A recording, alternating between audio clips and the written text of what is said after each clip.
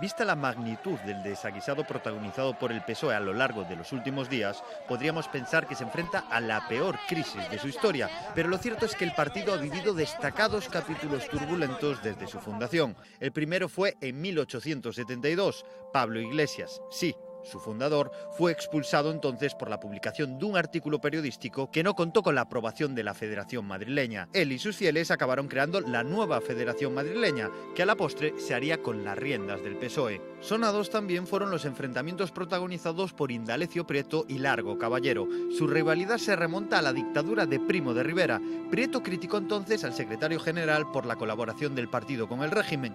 Terminó por dimitir del Comité Nacional y Caballero, apodado el Lenin español, consolidó la relación del PSOE con el directorio. Después vino el enfrentamiento por la huelga general de 34, Largo caballeristas a favor, prietistas en contra. Luego la disputa por la investidura de Prieto en el 36, a la que Largo Caballero se opuso. 4 meses después, él sería el presidente. Tras la derrota de la República, la dirección socialista se divide en el exilio. Por un lado, los partidarios de apostar por un frente plural de fuerzas políticas antifranquistas y por otro, aquellos que apuestan por esperar a la muerte del dictador para reconstruir el PSOE.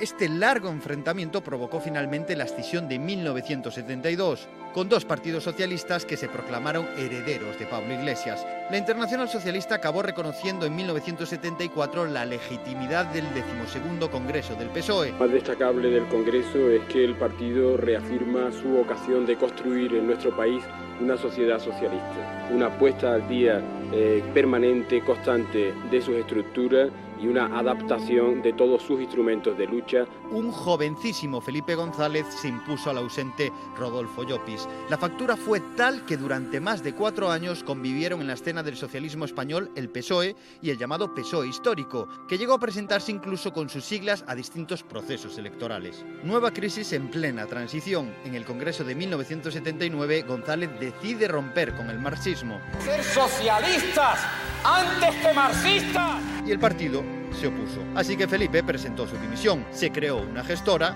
y la apuesta le salió bien a González, quien tras rehacerse con el partido lograría la presidencia. Diputados 202, el respaldo mayoritario.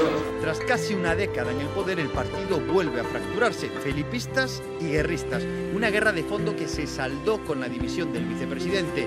Muchos vieron detrás de esta maniobra una destitución encubierta. Y así, del Trifulcas, llegamos hasta la que ahora había sido la última gran crisis del PSOE.